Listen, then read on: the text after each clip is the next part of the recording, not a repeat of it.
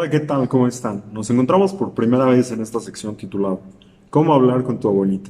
Un podcast sobre historia que te transporta al siglo XX, años 50, 60, 70 y más. Nos presentamos, somos María, Tamara, y su servidor Miguel. El tema del día de hoy, fotonovela. ¿Qué pasó con ella?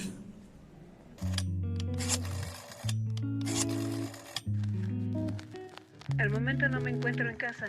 Déjame tu mensaje, por favor.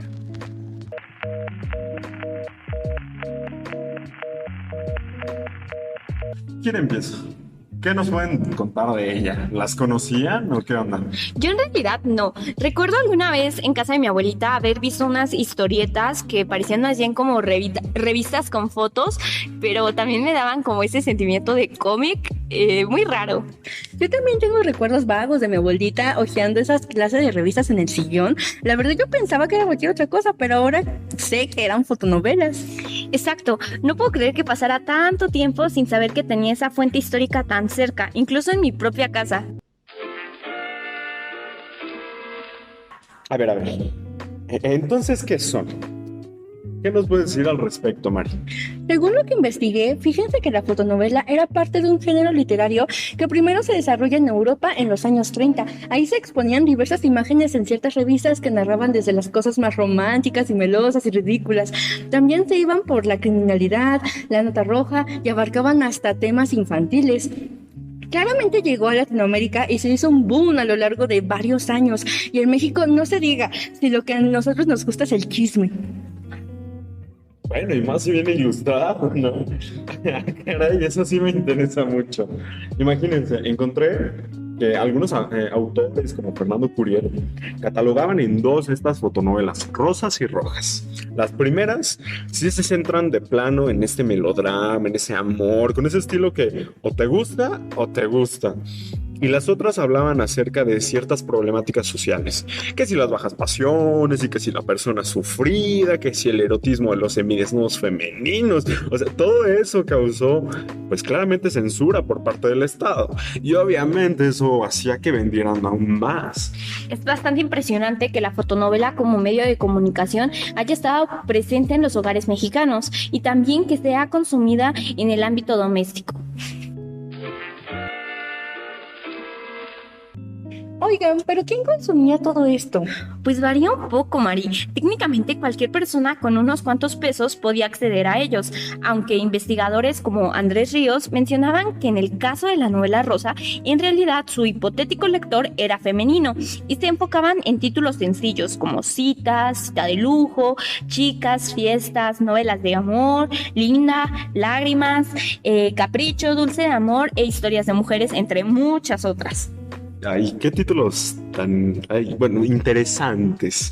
Se plasmaban historias dulces y no tan románticas también, que las protagonizaban las actrices del momento, mujeres bellísimas como Verónica Castro, Lucía Méndez, Irán Eori, Victoria Rufo, Angélica María o Sasha Montenegro, así como actrices consagradas.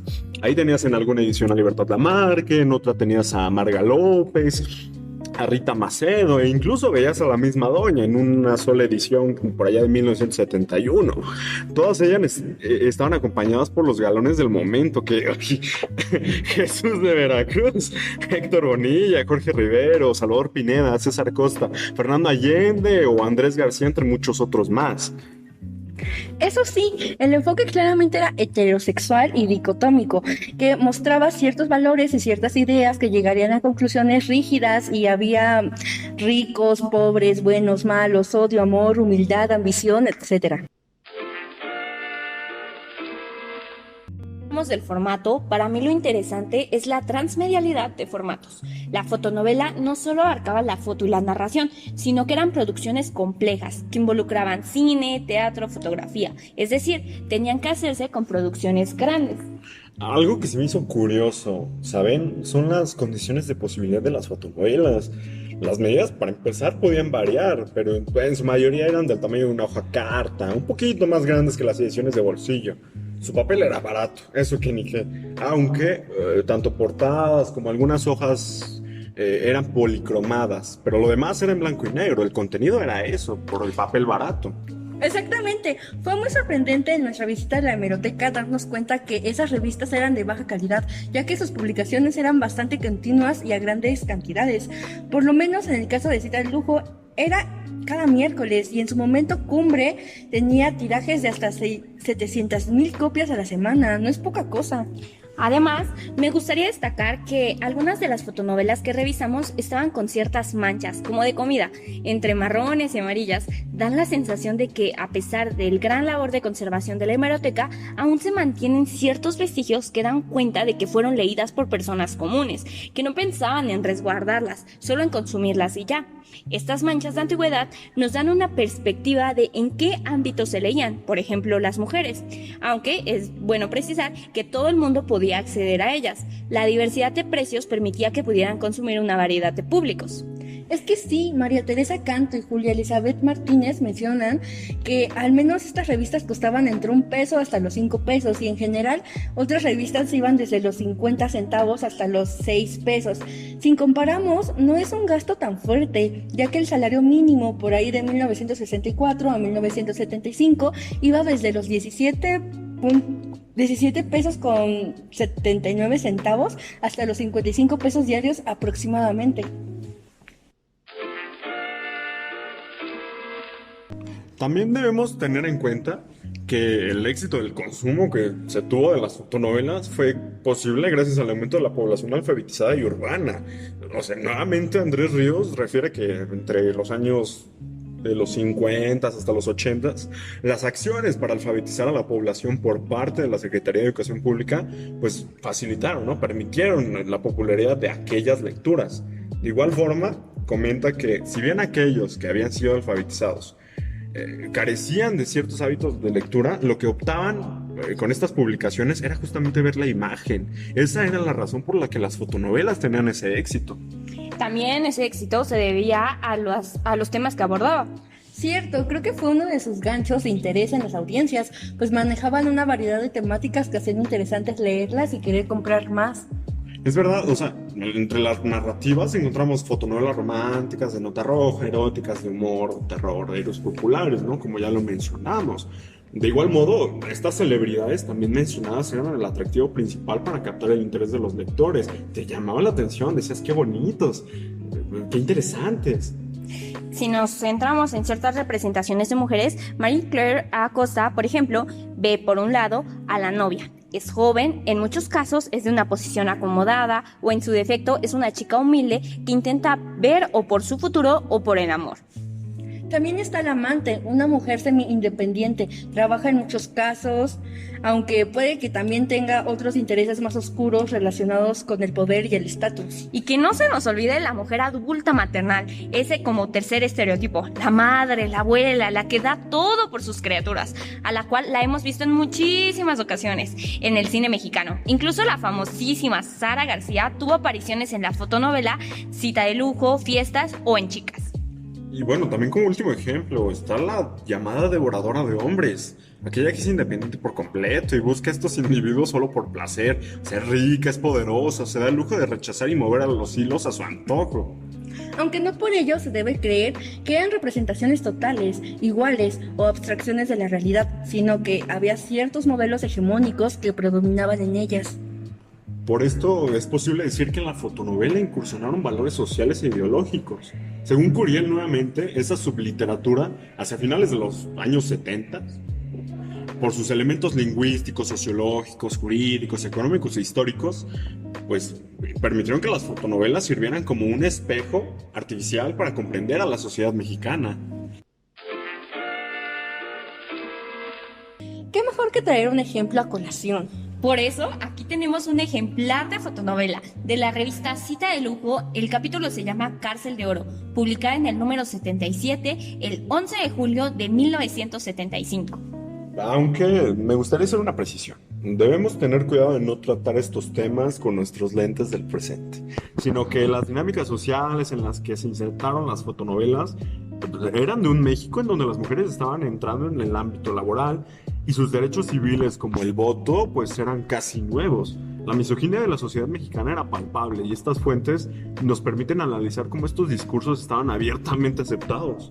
Claro, las historias nos lo demuestran. En Cárcel de Oro se retrata un trágico lío amoroso, en donde los aparentemente inocentes hombres sufren las más dolorosas penas por amar a dos malas mujeres. Ay, no, pobrecitos, claro. Primero también sería bueno plantear a los personajes. Los ricos de la historia son Víctor y Raquel. En su casa trabaja como jardinero Pancho, quien está casado con Esther. Ella es la amante del patrón, es decir, de Víctor, mientras que Raquel, que está casada con reaviva un amor del pasado con Esteban, un empresario rico que años atrás era pobre y fue despreciado por Raquel. Pero ahora que ya es rico, Raquel está decidida a continuar con él. Pero antes de poder continuarlo, antes de seguir con su amorío, Esther los descubre. Imagínense, ay, qué feo eso, ¿eh? Y los exhibe ante Víctor, pensando que esa será su oportunidad para salir de la pobreza. Sin embargo, es despreciada por el patrón porque pues, él reconoce que son de estatus sociales diferentes. Frente a esta negativa, Esther decide huir, pero sufre un accidente que le quita la vida, ¿eh? Mientras tanto, su esposo Pancho, que era el jardinero, pues descubre la infidelidad de su esposa, pero en realidad como que no le importa mucho, porque lo que en realidad quiere vengar es esta muerte, porque ella, Esther, antes de huir, le dice a su esposo que se va a ir a otra parte con su amante, y pues el esposo considera que el culpable de la muerte pues es el amante, y ante esa pronta viudez pues está así como que muy conmovido y tristísimo, y lo ve Víctor, pero Víctor, pues que ya sabía de el romance que tenía su esposa con Esteban, ve en esto una oportunidad genial para vengarse de Esteban, el rico, y entonces le dice a Pancho que en realidad el amante de Esther era pues Esteban. Entonces está Pancho decidido a matarlo. Enfurecido llega a su casa y con varias detonaciones decide matarlo. Al pobre de Pancho pues lo llevan a la cárcel, mientras que a Esteban, que su único delito fue amar profundamente a Raquel, pues queda muerto, tendido en su casa. Pero unos días antes resulta ser que mientras hablaba con esta Raquel, pues queda exhibido como Raquel es una mala mujer porque nada más lo estaba utilizando. Entonces queda muerto y aparte con una decepción amorosa horrible. Así es como Pancho, pues como les comentaba, fue a la cárcel, pero parece que Víctor y Raquel van a seguir siendo los ricos y pues eso, ¿no? Que van a seguir sus vidas como si nada. Y justo cuando están subiendo las maletas de su carro están subiendo las maletas a su carro, pues justo llega la policía, porque unos días antes Elena, que era la prima de Raquel, pues decide denunciarlos ante la policía porque pues fueron como los responsables de la muerte de Esteban y también pues por adulterio. Y así es como se resuelve esta historia, esta trágica historia. No, y además, dicho todo lo anterior, también me gustaría que aterricemos a la conversación, pues cómo es que se representaron estas mujeres, ¿no? En este caso específico. ¿Tú qué opinas, Mari? Claro, es que Esther es la amante de Víctor, la ven como inútil, mediocre, ya que su única motivación es estar con el patrón, el hombre rico, ¿no? Y también es una mujer que desprecia el amor de su esposo porque es pobre. Oh. Mientras que Raquel es percibida por su esposo como un trofeo útil, ¿no? Para sus relaciones laborales, interpersonales, ¿no? Es una mala madre, no le interesa a su hijo. Algo muy interesante que se puede ver en esta sociedad mexicana, ¿no? Porque la madre es ante todo la figura máxima. Su principal motivación para Raquel es el dinero, incluso por sobre el amor romántico. O sea, por ello el egoísmo será su principal cualidad. Exacto, en contraposición de estas dos mujeres se encuentra Elena, quien por culpa de su trabajo no ha podido encontrar el amor. Es independiente, pero sufre porque jamás se ha enamorado. Imagínense, piensa que se va a quedar a vestir santos. Al final, será la que tendrá un papel principal en nuestra historia. Vengará la muerte de su interés romántico, Esteban. Entonces tenemos esta contraposición muy, muy extraña, ¿no? Donde tenemos dos malas mujeres, en donde las dos se ven involucradas con el dinero, y una por tener mucho y codiciar más, y la otra por ser pobre, ¿no? Y que quiere salir de este círculo de pobreza como de lugar, pero en el camino pues desprecian el amor de dos hombres que realmente las quieren. Aunque hay que decir que pues en este caso las figuras que salen como que de esta dinámica sería Víctor, que Víctor es el hombre que también va a ser malo, que también va a tener un trágico final porque es llevado a la cárcel. Y por otro lado tenemos a Elena, que Elena sería pues esta mujer buena, ¿no? Que ante todo como que trata de redimir las culpas de las otras, pero pues al final cae en otro estereotipo, ¿no? De esta mujer independiente, pero que al final no va a poder lograr amar porque exactamente era independiente y trabajaba, que esto se inserta mucho en la sociedad mexicana que aún no aceptaba totalmente la presencia femenina en ambientes laborales. No, y es también muy simbólico cómo Esther reconoce la idea de que todas las mujeres son igual de interesadas e infieles. Incluso al descubrirle esta infidelidad de Raquel, piensa, al fin de cuentas, y cito, eso no es ni mejor ni peor que todas nosotras. Otra vez se hace presente este conflicto de mujer a mujer. Esther odia a Raquel por tener las comodidades que tiene y al hombre que ella ama. Sí, también podemos ver otra dicotomía en el trágico final de los malos, quienes terminan en la cárcel, muertos, mientras que los buenos son víctimas del destino. Pero más que una denominación de bueno y malo desde el presente que nosotros queramos decir estas fotonovelas son buenas o son malas, nos gustaría que pensemos en estos medios como para entender que más allá de una lectura ligera podemos ver que estos medios serán consumidos y nos habla de formas de leer y de relacionarse entre la propia población.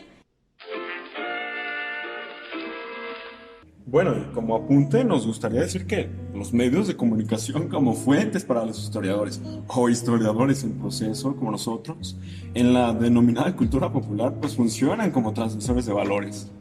Exacto, lo interesante es que este tipo de fuentes están por todas partes. Quizás tú en tu casa tengas algunas fuentes que no conocías. Pero bueno, el tiempo se nos ha acabado, pero dejamos la invitación abierta a todos los que nos... Esculcar sus... Bueno... No. Sí, obviamente con su permiso. Bueno, sí, esculcar los baúles de sus abuelitas con permiso y qué mejor acompañados de ellas, porque posiblemente ellas les puedan dar información extra. Pregúntenle qué es lo que recuerdan de las fotonovelas, por qué las consumían frente a otros entretenimientos. Y también, o sea, ¿a quién se les hacía bien precioso? Porque, o sea, vean a Héctor Bonilla. Pero bueno, de esta manera queremos acabar el podcast del día de hoy. Esto ha sido todo. Agradecemos mucho a todos los que nos acompañamos y esperamos contar con ustedes en siguientes emisiones. Gracias. Gracias.